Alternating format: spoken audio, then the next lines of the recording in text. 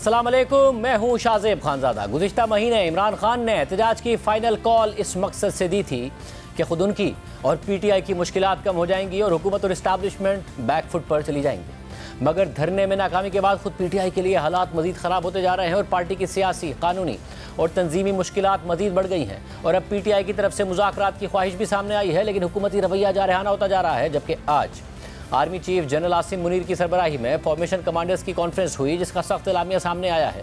और एलामिया के मुताबिक फोरम ने दारुल हुकूमत की अहम सरकारी इमारतों की हिफाजत और गैर मुल्की मेहमानों को महफूज माहौल फराहम करने के लिए फ़ौज की कानूनी तैनाती पर होने वाले मजमूम प्रोपेगेंडे पर तशवीश का इजहार किया है। ये प्री प्लान, कोऑर्डिनेटेड और तयशुदा प्रोपेगेंडा कुछ सियासी अनासिर की जानिब से पाकिस्तान के अवाम और मुसल्लह अफवाज और इदारों के दरमियान दरार पैदा करने के लिए होने वाली एक गहरी साजिश का तसलसल है। लेकिन बैरूनी अनासिर की हिमायत याफ्ता ये कोशिश कभी कामयाब नहीं होगी। एलामे के मुताबिक फोरम ने इस बात पर जोर देते हुए कहा है कि यह ज़रूरी है कि हुकूमत जहर उगलने, झूठ बोलने और तकसीम के बीज बोने के लिए इजहार राय की आज़ादी के बेलगाम और गैर इखलाकी इस्तेमाल को रोकने के लिए सख्त कवानीन और जवाबित को नाफिज करे और उन पर अमल दरामद को यकीनी बनाए। एलामे के मुताबिक सियासी और माली मफादात के लिए फेक न्यूज़ फैलाने वालों की निशानदही और उन्हें इंसाफ के कटहरे में लाने की ज़रूरत है। फोरम ने यह फैसला किया है कि फ़ौज कौम और अवाम की खिदमत के लिए पुरअज़म है और तमाम दाखिली और खारजी खतरात से बगैर किसी तासुब और सियासी वाबस्तगी के कौम और अवाम की हिफाजत करेगी और बेगुनाह लोगों को एक दूसरे के खिलाफ खड़ा करने की किसी भी कोशिश और ज़ाती मफादात के लिए तशद्दुद के इस्तेमाल को हरगिज़ बर्दाश्त नहीं किया जाएगा।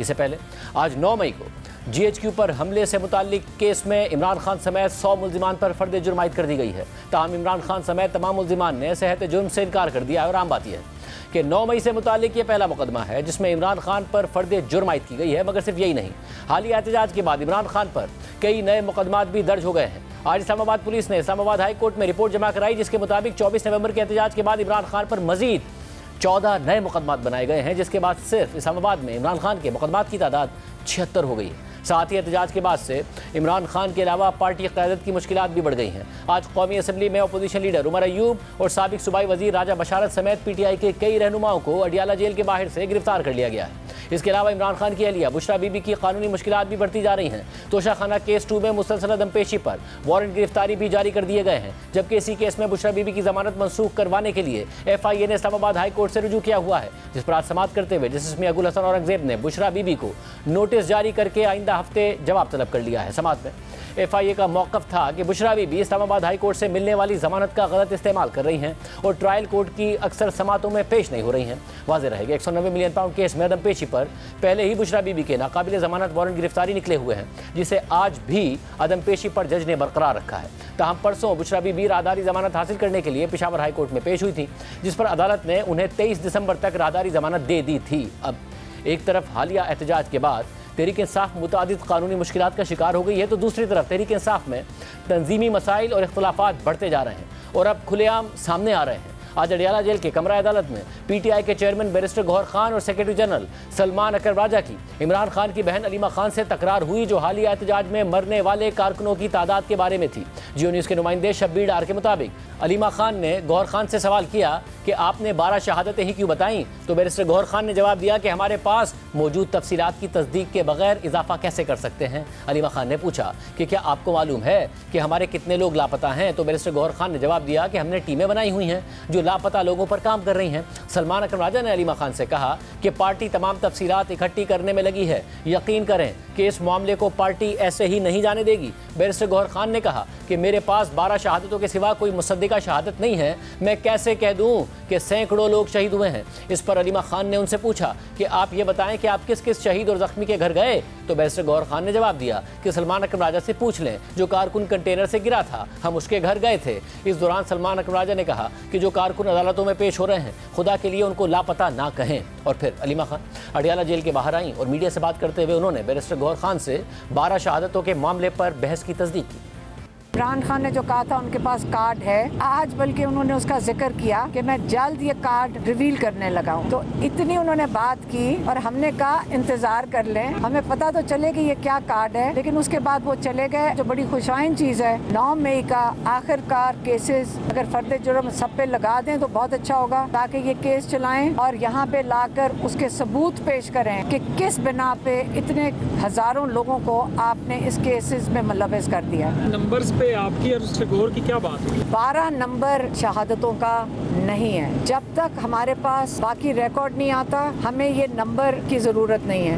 जबकि जियो न्यूज़ के प्रोग्राम कैपिटल टॉक में बैरिस्टर गौहर खान ने भी अलीमा खान से तकरार की तस्दीक की और कहा कि हमारे पास जो तादाद है वो हम डिक्लेयर कर चुके हैं और अगर मजीद तस्दीक होगी तो वो भी सामने लाएंगे। आज कुछ खबरें आई कि अलीमा खान साहबा के साथ आपकी तकरार हो गई। वो कहती हैं कि आप 26 नवंबर को जो लोग मारे गए उसका नंबर आप 12 क्यों दे रहे हैं, नंबर ज़्यादा है। आपने कुछ और कहा, इसमें कितनी हकीकत है? हमारी बातें आपस में होती रहती है, इंटरनल मामलात पॉलिटिकल पार्टी इख्तिलाफ-ए-राय भी हमारा होता है।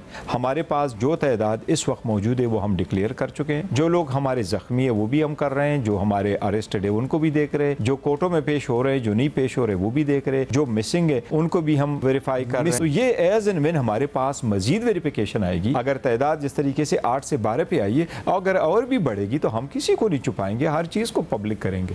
तहरीक इंसाफ के हालिया एहतजाज के बाद पीटीआई हुकूमत पर एक संगीन इल्ज़ाम लगा रही है और दावा कर रही है कि इस्लामाबाद पुलिस तासुब बरतते हुए शनाख्ती कार्ड देखकर बेगुनाह पश्तूनों को गिरफ्तार कर रही है। वज़ीर आला खैबर पख्तूनख्वा अमीन गंडापुर ने इस हवाले से वज़ीर आज़म शहबाज शरीफ को बाज़ाब्ता ख़त लिखा है, जिसके मुताबिक मैं एक तशवीशनाक मामले की तरफ आपकी तवज्जो दिलाना चाहता हूँ जो इस्लामाबाद में पश्तून मजदूरों के साथ होने वाले सलूक से मुताल्लिक है, ख़ास तौर पर उनकी अंधाधुंध पकड़ धकड़ और उन पर इंसदाद दहशतगर्दी एक्ट के तहत बेबुनियाद FIRs के इंदराज से मुताल्लिक है। ये अफराद जो बुनियादी तौर पर कम तनख्वाहों वाली नौकरियाँ करते हैं, उन्हें तहरीक इंसाफ के हालिया पुरअमन सियासी एहतजाजों के बाद गैर मुनसिफाना तरीके से टारगेट किया गया। अमीन गंडापुर ने खत में वज़ीर आज़म शहबाज शरीफ से मजीद कहा है कि मैं रवा साल अक्टूबर का एक इवेंट आपकी तवज्जो में लाना चाहूँगा कि जब आपके वज़ीर दाखिला को पेशावर जाना पड़ा और खैबर पख्तूनख्वा में सियासी जमात के जिरगे से मदद मांगनी पड़ी ताकि खैबर में पश्तून कौमी जिरगा से मुताल्लिक पेश आने वाले एक नाखुशगवार वाक़े के बाद कशीदगी में कमी लाई जा सके और यूँ सूरत हाल को सियासी हदूद से बालातर होकर इज्तिमाई कोशिश के जरिए हल कर लिया गया। अमीन गंडापुर ने मज़ीद लिखा है कि पाकिस्तान जैसी फेडरेशन में ये ज़रूरी है कि सियासी मामलात को अक्सरियती या नस्ली बुनियाद पर देखने के बजाय पुरअमन और तामीरी बातचीत के जरिए हल किया जाए। कौम के वज़ीर आज़म की हैसियत से ये आपके लिए इंतहाई अहम है कि आपको एक मुत्तहिद करने वाली और हमदर्दी रखने वाली शख्सियत के तौर पर देखा जाए जो तमाम शहरियों की यकसा तौर पर नुमाइंदगी करता हो। और ये ज़रूरी है कि सियासी इख्तिलाफात को किसी ख़ास नस्ल को कमज़ोर करने के लिए इस्तेमाल ना किया जाए। मेरी आपसे गुजारिश है कि इस्लामाबाद में पश्तून वर्कर्स की सूरत हाल को रिव्यू करें और बोगस FIRs को ख़त्म करने के लिए फौरी तौर पर एक्शन लें। साथ ही जिन अफराद को गलत तरीके से हिरासत में लिया गया उनको रिहा करें। आखिर में मैं दुआ करता हूँ कि खुदा आपको अपनी जिम्मेदारियाँ पूरी करते हुए वो हिम्मत और दानाई अता करे जो हमारी कौम को एक जज्बे और समझबूझ के साथ लीड करने के लिए दरकार होती है। अमीन गंडापुर ने खत लिखा है, जबकि आज इमरान खान के वकील फैसल चौधरी ने मीडिया से बात करते हुए कहा कि इमरान खान ने मुज़ाकरात के लिए उमर अयूब की सरबराही में 5 रुकनी कमेटी बनाई है जिसमें असद कैसर, सलमान अकरम राजा, साहबजादा हामिद रजा और अमीन गंडापुर शामिल हैं। आगे का लाएमल भी दिया है इमरान खान साहब ने, हम कैसे 26 के बाद की जो सारी शहादतें हैं इसको कैसे डील करना है, इस पे हमारा अगला लाएमल क्या होगा। नई कमेटी एक तश्कील दी गई है उमर अयूब साहब की सरबराही में जो कि नेगोशिएट करेगी और कुछ मुज़ाकरात के लिए 5 मेंबरी कमेटी है, उसका ऐलान आज किया है। उमर अयूब साहब सरबराह हैं, असद कैसर साहब, सलमान अकरम राजा साहब, उसमें हामिद रजा साहब और अमीन गंडापुर साहब, ये 5 हैं हमारे दोस्त हैं जिनके ऊपर जो है ये मुज़ाकराती कमेटी तश्कील दी गई है। मगर कुछ ही देर बाद अडियाला जेल के अहाते से उमर अयूब की गिरफ्तारी की खबर सामने आई। इन तमाम चीज़ों पर बात करेंगे। पहले आज अलीमा खान साहिबा और बैरिस्टर गौहर खान के दरमियान क्या बहस हुई, पूछते हैं जो एनी शाहिद हैं इस बहस के, जियो न्यूज़ के नुमाइंदे शबीर डार से। शबीर डार, बहुत शुक्रिया मुझे ज्वाइन करने के लिए। शबीर, क्या एक अच्छे माहौल में बात हुई जिसमें अलीमा बीबी ये कह रही थी कि आप नंबर मत बताएं और बैरिस्टर गौहर कह रहे थे कि भाई जितने सबूत हैं उतना ही बताएंगे, अब कैसे कह दूँ कि सैकड़ों शहादतें हुई हैं, या बहुत ज़्यादा नाराज़ हो रही थी अलीमा खान साहिबा?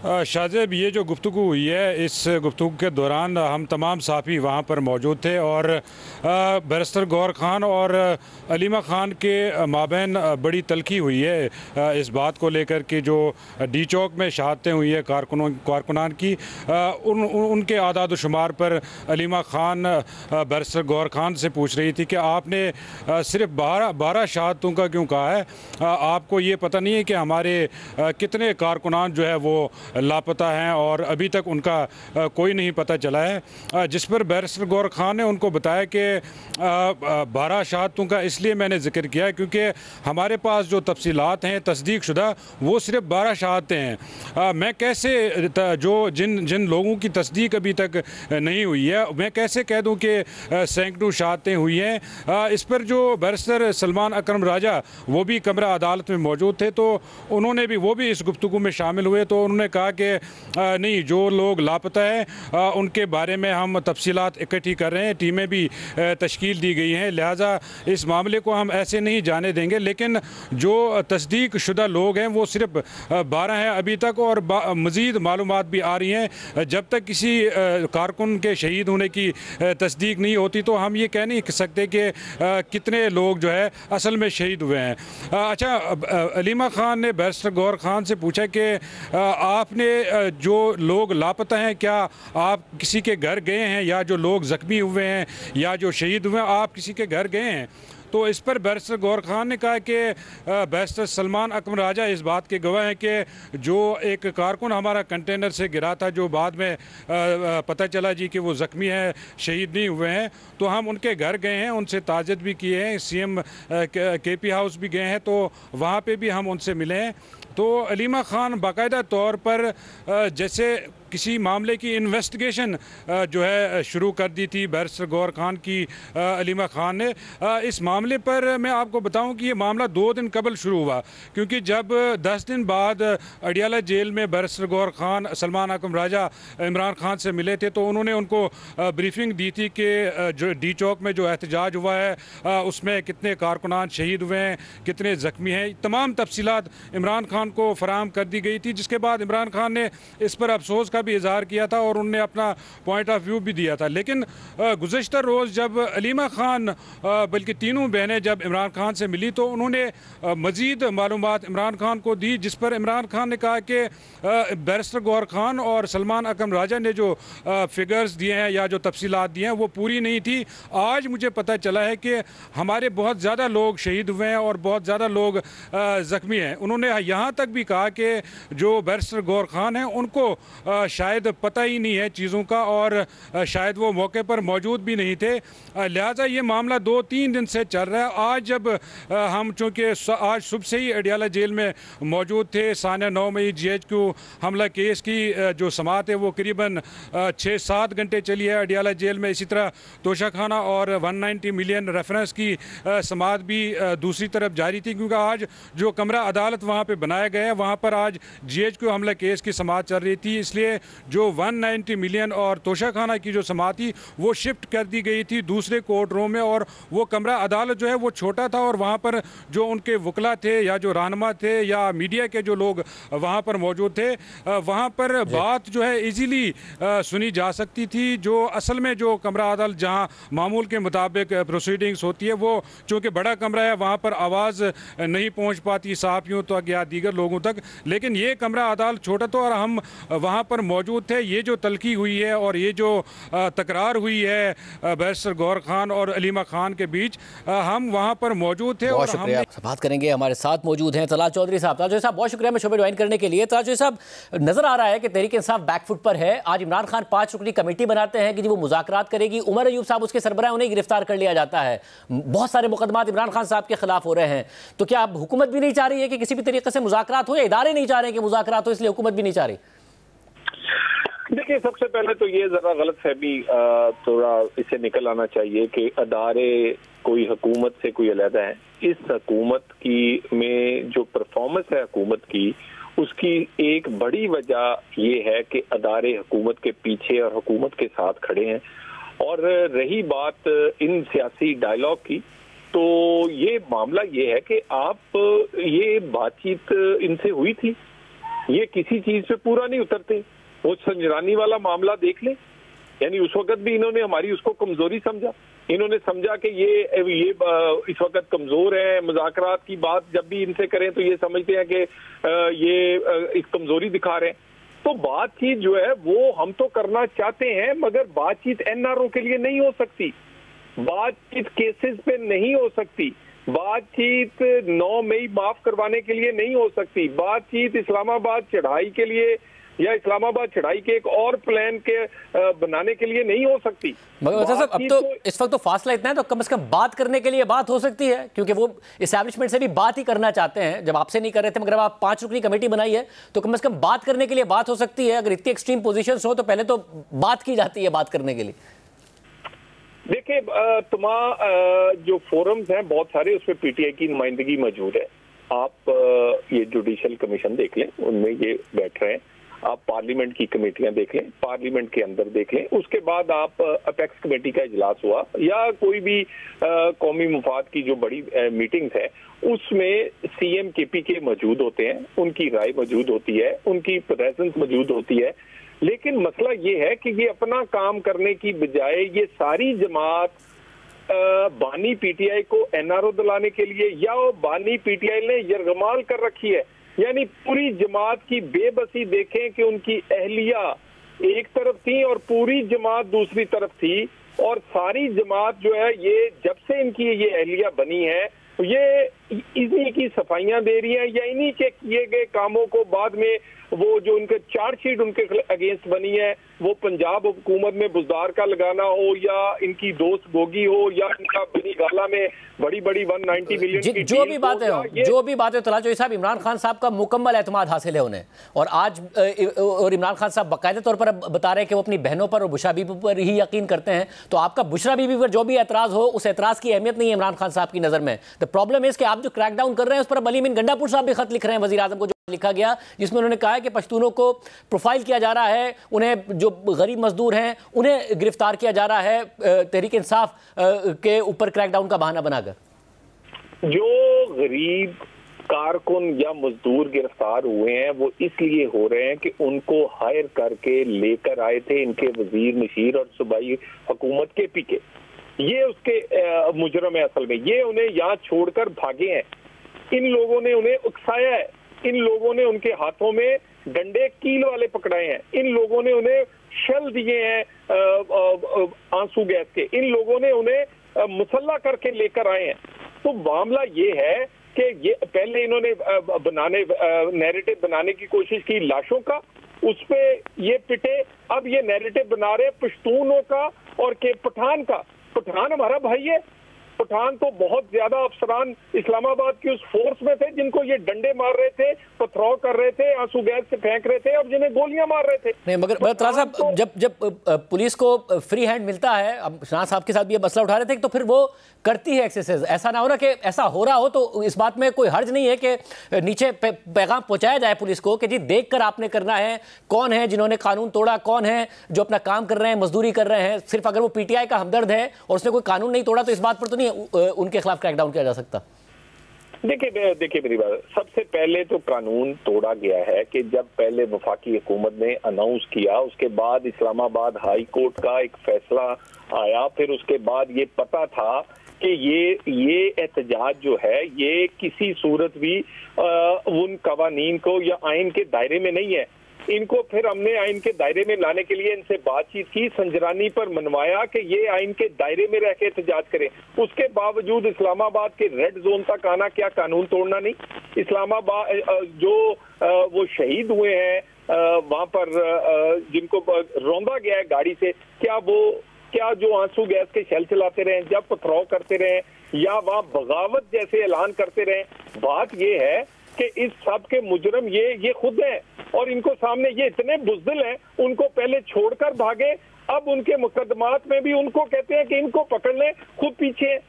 यानी ये कैसी गोलियां थी जो किसी एमएनए को नहीं लगी। अब ये आज जो फॉर्मेशन कमांडर्स की कॉन्फ्रेंस के बाद एक सख्त एलामिया आया है, उसके बाद यही तस्वुर किया जाए कि तहरीक इंसाफ पर मज़ीद सख्त वक्त आएगा, हुकूमत देखेगी और उसमें हिस्सा भी डालेगी क्योंकि वो पॉलिटिकल अपोजिशन है, तो होता रहे।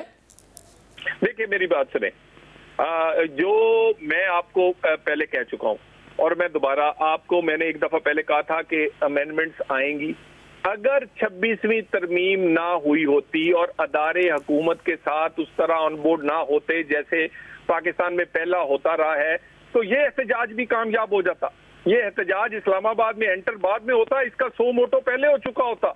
हुकूमत कटहरे में होती और ये बगावत करने वाले चढ़ाई कर रहे होते।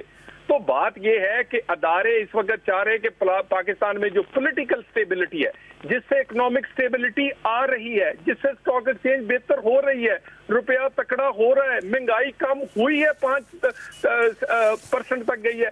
ये पॉलिटिकल स्टेबिलिटी को लूज नहीं किया जा सकता। आप स्टेबिलिटी के चक्कर में पूरा आईटी सेक्टर अनस्टेबल कर दिया आपने। 99% कंपनियां कह रही हैं कि वो शिकायत कर रही हैं। अब जो कायमा कमेटी के इजलास हो रहा है, इसमें खुद नून लीग के सेनेटर सवाल उठा रहे हैं कि ये हो क्या रहा है, इंटरनेट की सुस्तरवी का आप भी शिकार होंगे सर। तो ये पॉलिटिकल स्टेबिलिटी के लिए एक पूरा सेक्टर आप अनस्टेबल कर रहे हैं, जिसके लिए बड़ी तवक्कात थी कि वो बहुत बड़ा एक्सपोर्ट्स में कंट्रीब्यूट करेगा और कर भी रहा है, इजाफा हुआ भी है।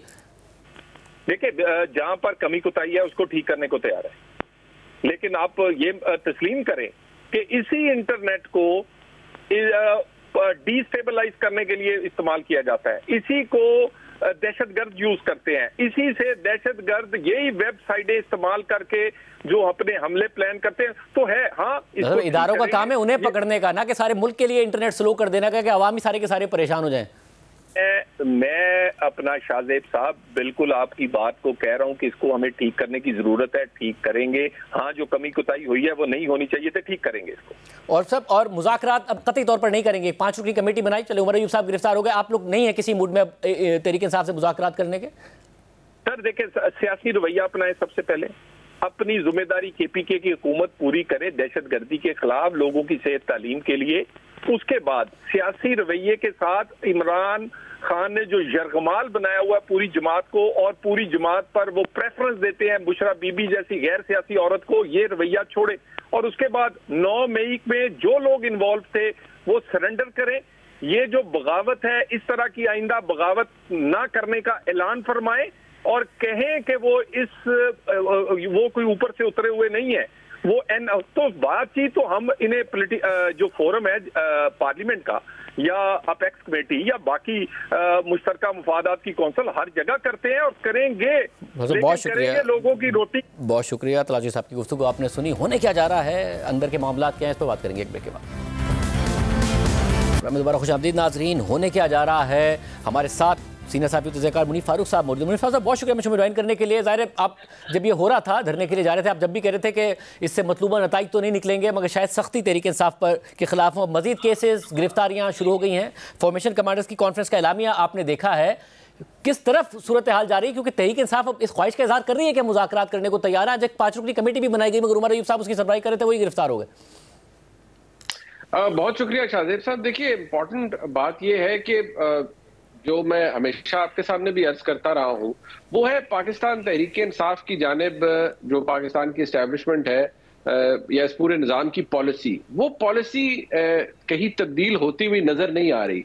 पिछले दिनों जो एक इल्यूजन क्रिएट की गई, और वो गवर्नमेंट ने, मैं अब ये कह सकता हूं कि वो डिलिबरेटली क्रिएट की, जिसमें ये कहा गया, और मोहसिन नकवी साहब का क्योंकि राब्ता था गंडापुर साहब से, वो पहले तो यही कहते रहे कि आप मत आइए इस्लामाबाद, बेलारूस के प्रेसिडेंट आ रहे हैं, ये ना कीजिए, वो ना कीजिए, अच्छा आप आएंगे तो फिर संजानी चले जाएंगे, इस टाइप की चीजें। उनसे तहरीक इंसाफ को शायद ये तासुर मिला कि ये कोई बड़ी स्ट्रेटेजिक लेवल के डायलॉग का आगाज हो रहा है और इमरान खान साहब की रिहाई फिर मुमकिन हो रही है। वो जो भी इल्यूजन क्रिएट की गई वो महज एक इल्यूजन ही थी। कुछ ऐसा ही था कि आपको किसी ट्रक की बत्ती के पीछे जो एक मुहावरा लगा दिया जाता है, कोई सब्सटैंशियल बात नहीं थी जो तहरीक इंसाफ को ऑफर हो रही हो या मिल रही हो। जो 3 डिमांड्स थी उनके हवाले से तो जो हम चेक करता रहा मैं बार बार, वो यही पता लगता रहा कि नहीं, ये तो नॉन नेगोशिएबल चीजें, इन पे तो बात, ये नॉन स्टार्टर, इन पे कोई क्या बात करेगा। और मैं दोबारा कहूंगा कि इवन जो पाकिस्तान के अंदर जो वफाकी हुकूमत है, उसकी भी जो क़यादत की जानिब से भी कोई सीरियसनेस कहीं नजर नहीं आ रही थी कि वो कुछ करे या कोई ऐसी चीज कि वो अपनी कोई पोजीशन तब्दील करे इमरान खान साहब या तहरीक इंसाफ के हवाले से। अब तहरीक इंसाफ की बार्गेनिंग पोजीशन बदकिस्मती से कमजोर हो चुकी है। मजीद निज़ाम अपनी जगह मौजूद है और निज़ाम ने खुद को बहुत मजबूत कर भी लिया है, लिहाजा फिलहाल कुछ ऐसा नजर नहीं आता। अब मगर ऐसा तासुर ऐसा हो रहा था कि जैसे दोनों तरफ से बहुत दबाव है, तहरीक इंसाफ की तरफ से इतना दबाव है कि इमरान खान साहब से मुलाकातें भी कराई जा रही हैं, तहरीक इंसाफ इसको अपनी स्ट्रेंथ भी समझ रही थी। आज जो एलामिया आया उसके बाद भी क्या आगे से कोई ऐसा चांस नहीं है कि जब चले जो होना था हो गया स्टेबिलिटी के लिए, कि आइंदा दोबारा ये सूरत हाल ना पैदा हो रही हो, इंगेज कर लिया जाए? क्योंकि ये तो साफ जाहिर है कि पीटीआई ज़्यादा से ज़्यादा एस्टैब्लिशमेंट से सिर्फ मुज़ाकरात ही मांग रही है कि आप कम से कम दरवाज़ा तो खोलें मुज़ाकरात का, मगर वो दरवाज़ा नहीं खुल रहा है। देखिए, ये बात मैं आपको बिल्कुल वसूख से कह सकता हूँ अपनी इंफॉर्मेशन की बिना पर कि पाकिस्तान की एस्टैब्लिशमेंट की जानिब से एट द हाईएस्ट लेवल ये चीज ऑलरेडी कम्युनिकेट की जा चुकी है हुकूमत को कि कोई भी dialogue beat of any nature वो पाकिस्तान की एस्टैब्लिशमेंट नहीं करेगी तहरीक इंसाफ के साथ या इमरान खान साहब के साथ। अगर कुछ होगा तो वो हुकूमत के जरिए ही होगा, या हुकूमत अगर कोई बात करना चाहे, सियासी जमातें अगर बात करनी चाहे। जो आज की फॉर्मेशन कमांडर्स कॉन्फ्रेंस का एलामिया है उसमें तहरीक इंसाफ की पोजीशन मुझे वही नजर आती रही जो कि आपने पिछली 2-3 प्रेस कॉन्फ्रेंसेस में DGISPR की देखते रहे कि जिसमें वो बार बार उन्हें इंतशारी टोला या वो सियासी अनासर जो कि इंतशार चाहते हैं, अब वो बात की गई है टाइम एंड अगेन आज भी। और इसके अंदर जो एक बात नहीं लिखी गई वो पाकिस्तान के आर्मी चीफ ने वहां बोलकर कही है, और वो ये कही गई है कि किसी को अलाउ नहीं किया जाएगा कि वो पश्तून कार्ड इस्तेमाल करे। पाकिस्तान एक फेडरेशन है, फेडरेशन की इकाइयां हैं, यहाँ ना किसी की रेशियल प्रोफाइलिंग हो रही है, ना खुदा ना खास्ता कोई एथनिक क्लिंजिंग का माहौल है।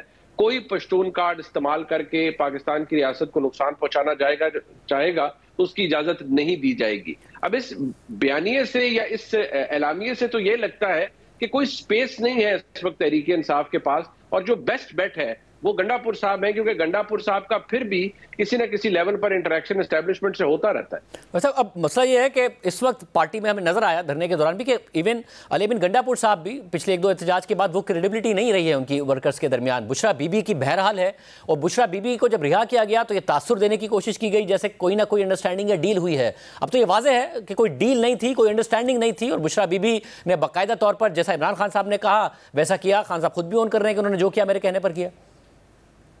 शाहजेब साहब, बुशरा बीबी साहिबा, मैं आपको दोबारा वसूख से अर्ज करूंगा कि वो एक अंडरस्टैंडिंग के तहत ही बाहर आई थी। हाँ, कई दफा सरप्राइज फैक्टर्स हो जाते हैं, तो ये भी एस्टैब्लिशमेंट के लिए, मोहसिन नकवी साहब के लिए एक सरप्राइज फैक्टर था कि जिन कमिटमेंट्स और एग्रीमेंट्स के तहत बुशरा बीबी साहिबा बाहर आई हैं उनको उन्होंने ऑनर नहीं किया।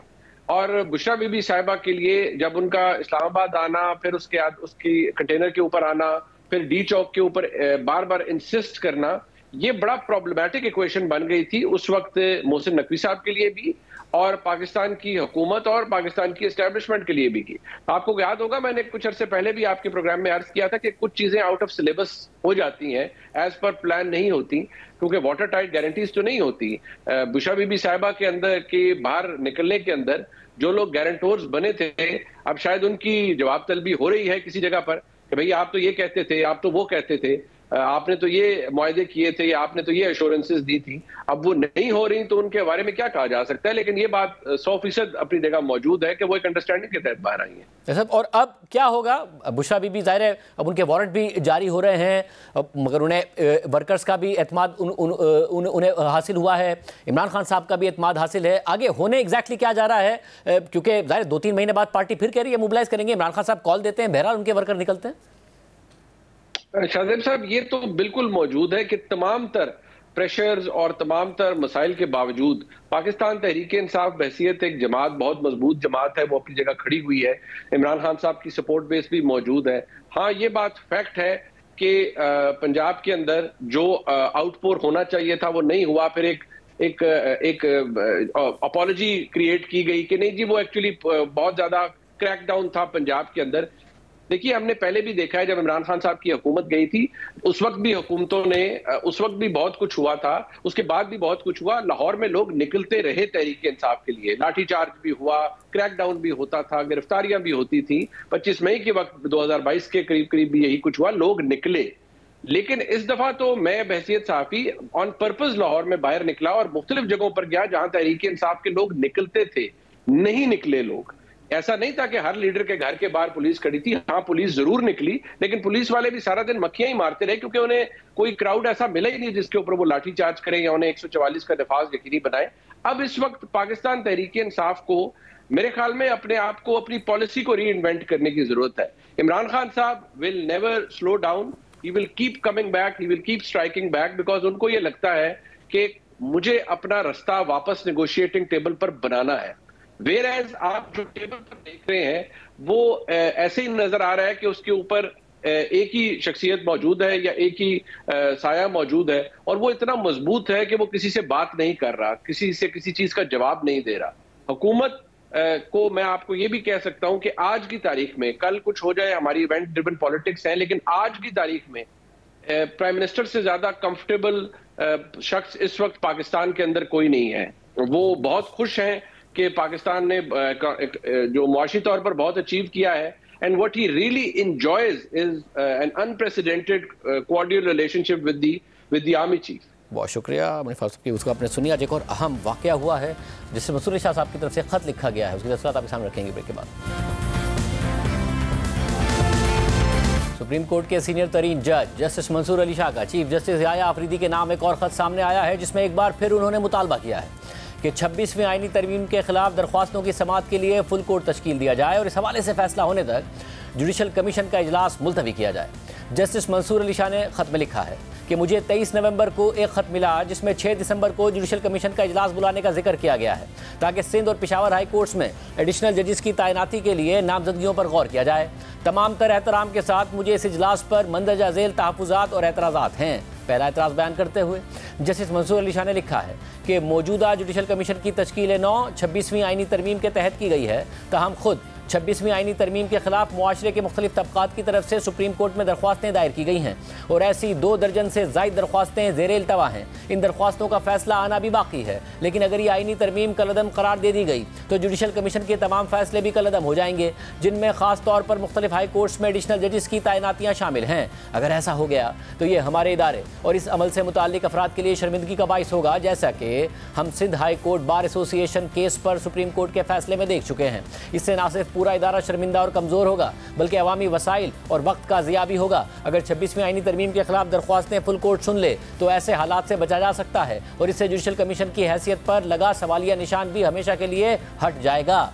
जिस कमीशन की अपनी हैसियत पर सवाल हो उसकी तरफ से मुख्तलिफ हाई कोर्ट्स में एडिशनल जजेस की तैनातियाँ होंगी तो उनकी अखलाकी हैसियत पर भी सवालात उठते रहेंगे, जिससे बदएतमादी पैदा होगी और पाकिस्तान के अदलिया पर अवाम का एतमाद मजरू हो जाएगा। इन खराबियों से बचने के लिए मैंने और जस्टिस मुनीब अख्तर ने 31 अक्टूबर को प्रैक्टिस एंड प्रोसीजर कमेटी के अक्सरियती अराकीन की हैसियत से यह फैसला कर दिया था कि 26वीं आईनी तरमीम के खिलाफ दरख्वास्तें सुप्रीम कोर्ट का फुल कोर्ट सुने। ताहम इस फैसले के बावजूद रजिस्ट्रार ने उन दरख्वास्तों को फुल कोर्ट के सामने समाअत के लिए मुकर्रर नहीं किया और ना ही आपने और ना ही रजिस्ट्रार ने हमें इस हवाले से कोई जवाब दिया। ये लाजमी है कि चैलेंज की गई आईनी तरमीम के तहत तश्कील पाने वाले जुडिशल कमीशन के इकदामात से पहले ही आईनी और अवामी अहमियत के हामिल ये मामला सुने जाएं और उन पर फैसला किया जाए। मैं पहले ही ये तहफ़्फ़ुज़ात कमीशन के इजलास में भी सामने रख चुका हूँ, जो कि मीटिंग मिनट्स में भी शामिल हैं। यहाँ ये बात काबिल ज़िक्र है कि आइन की नई तश्कील दी गई शिक नंबर 191A मखसूस मामलात आईनी बेंच के सिवा किसी और बेंच के सामने ना लगाने की बात करती है, मगर सुप्रीम कोर्ट के फुल कोर्ट को आर्टिकल 184(3) समेत किसी भी मामले की समाअत नहीं रोकती है।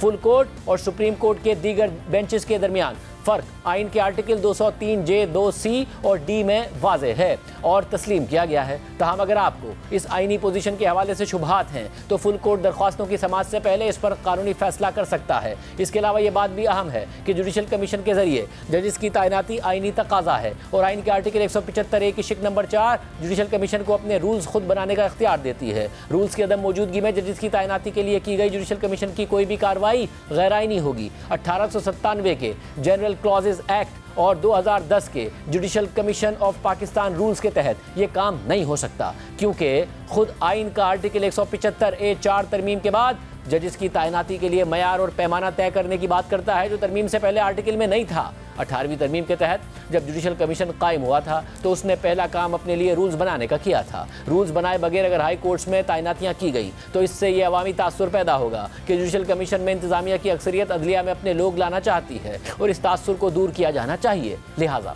ये मुनासिब होगा कि जब तक जुडिशल कमीशन अपने रूल्स नहीं बना लेता उस वक्त तक जजेस की तैनातियाँ रोक देनी चाहिए। जस्टिस मंसूर अली शाह ने खत में दूसरा एतराज़ बयान करते हुए लिखा है कि जुडिशल कमीशन ने आइनी मामलात में जजेस की महारत जांचे बगैर ही सुप्रीम कोर्ट और सिंध हाई कोर्ट में आईनी बेंचेस के लिए जजेस नामजद कर दिए। ये नामजदगियां सिर्फ और सिर्फ इंतजामिया ने जुडिशल कमीशन में अपनी अक्सरियत की बुनियाद पर की हैं, जिनकी कोई मंतकी वजह और बुनियाद नहीं है। इन इजलासों के मिनट्स अवाम के सामने नहीं लाए जा रहे, जिनमें इन नामजदगियों की कोई वजूहात बयान नहीं की गई हैं। जस्टिस मंसूर अली शाह ने तीसरा नुक्ता ये उठाया है कि जुडिशल कमीशन की बुनियादी जिम्मेदारी मुल्क की आला अदालतों में जजेस की तैनाती करना है।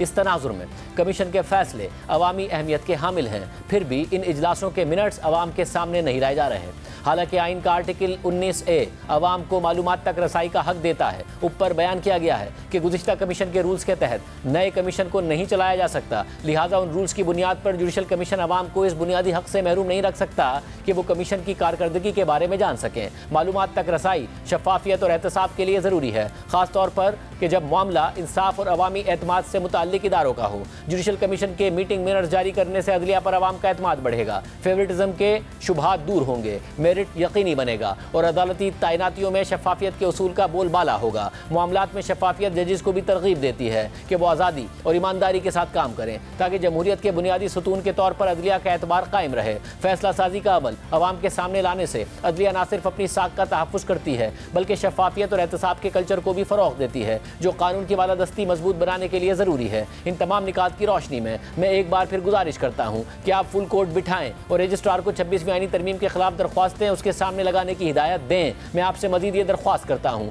कि जुडिशल कमीशन के रूल्स बनने और फुल कोर्ट की जानिब से 26वीं आईनी तरमीम पर फैसला होने तक कमीशन का इजलास मौखर किया जाए। इसके अलावा जस्टिस मंसूर अली शाह ने जुडिशल कमीशन के सेक्रेटरी के नाम भी एक खत लिखा है और उसमें भी जजेस की तैनातियाँ करने से पहले कमीशन के रूल्स बनाने का मुतालबा किया गया है। जस्टिस मंसूर अली शाह के चीफ जस्टिस याया अफरीदी के नाम खत पर गुज़िश्ता रोज़ यानी 4 दिसंबर की तारीख दर्ज है और इससे पूरे एक महीने पहले 4 नवंबर को जस्टिस मंसूर अली शाह और जस्टिस मुनीब अख्तर ने चीफ जस्टिस याया अफरीदी को तहफ़्फ़ुज़ात पर मबनी खत लिखा था, जिसमें 26वीं आईनी तरमीम के खिलाफ दरख्वास्तों की समाअत के लिए फुल कोर्ट की कॉज लिस्ट जारी करने का मुतालबा किया गया था और ये बताया गया था कि चीफ जस्टिस याया अफरीदी की अदम मौजूदगी में सुप्रीम कोर्ट के दोनों सीनियर तरीन जजेस यानी जस्टिस मंसूर अली शाह और जस्टिस मुनीब अख्तर पर मुश्तमिल प्रैक्टिस एंड प्रोसीजर कमेटी 26वीं आईनी तरमीम के खिलाफ दरख्वास्तें फुल कोर्ट के सामने 4 नवंबर को लगाने की मंजूरी दे चुकी है, जिसके लिए कॉज लिस्ट जारी की जाए। ताहम चीफ जस्टिस याया अफरीदी का इस पर कोई जवाब सामने नहीं आया था और इसके बाद ही जुडिशल कमीशन का इजलास बुलाकर आईनी बेंचेस तश्कील दे दिए गए थे। आज के प्रोग्राम में इतना ही। अल्लाह हाफिज़।